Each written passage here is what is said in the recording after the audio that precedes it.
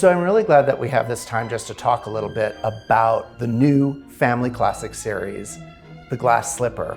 This is, what is it, the 5th of our Family Classic series that we've presented at the Capitol Theater. It is. Wow. It is, and it's exciting. Yeah, it's great. And you've choreographed all of them. Yeah, with a little help from friends. You've had some wonderful help, but yeah, no, they've been great.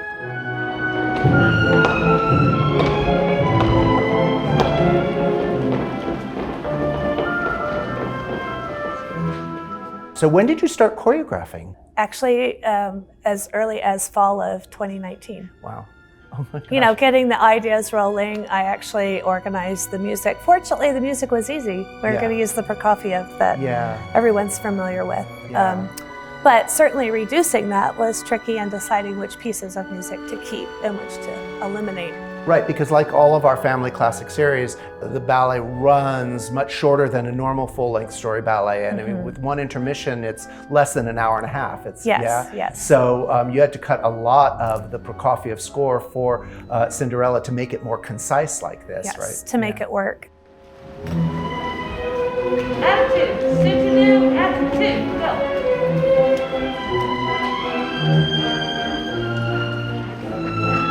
That's the dancers.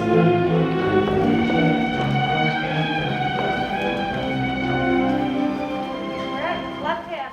One of the things I love about the way you do all of the Family series, and The Glass Slipper is no different, is the way that you create for different age groups and give them stuff that is much more challenging than I think a lot of people realize. It's like you give them really challenging dancing and acting work in the ballet. I do, and that's hard for young dancers, I think, to sort of let their hair down and not be afraid to make a mistake or be silly or do the wrong thing or overact or underact. You know, it's hard for them to sort of fine tune.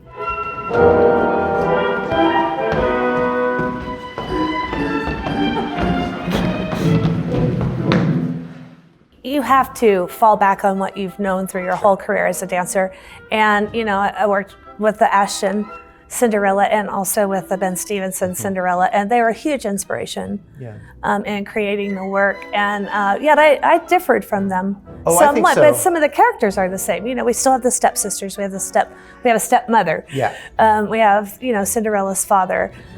We have the star fairies that are so prevalent throughout, especially the Ashton Cinderella, and I felt they're an important part. And for me, those star fairies become the passage of time in the ballet.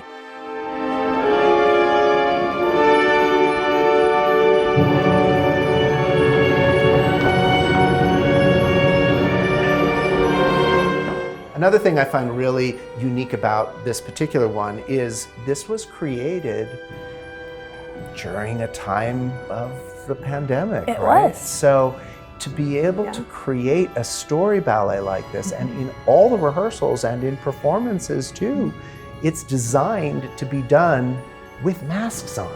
And that's amazing because these are such characters. I know. So you really found a way, I feel, to bring out the personality of the characters, even with a mask on. Yeah, and initially when we started the rehearsals, of course, we weren't in the pandemic. So it was like a half and half thing, and then when we went back to it, I was like, well, we have to revisit some things.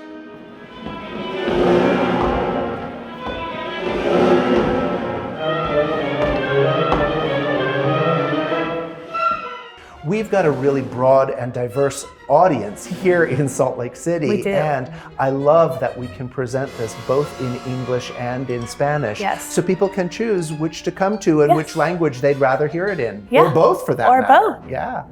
And gratefully and fortunately, ballet is a universal language. So they hear it in their native language and then they see it performed.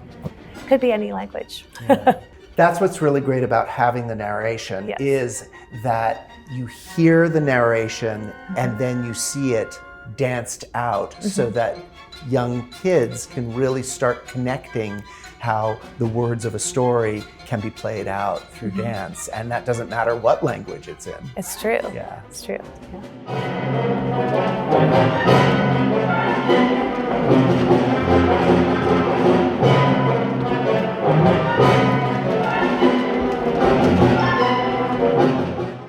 Pam, it's a terrific work. Thanks. It's going to be so entertaining for audiences. And I think one of the things that's just so thrilling is that we can actually get our students and our second company back on the stage now Oh. after so many months off. Yeah. So that's really exciting. Yeah, I think they're super excited. Yeah, Yeah. yeah, it's going to be great.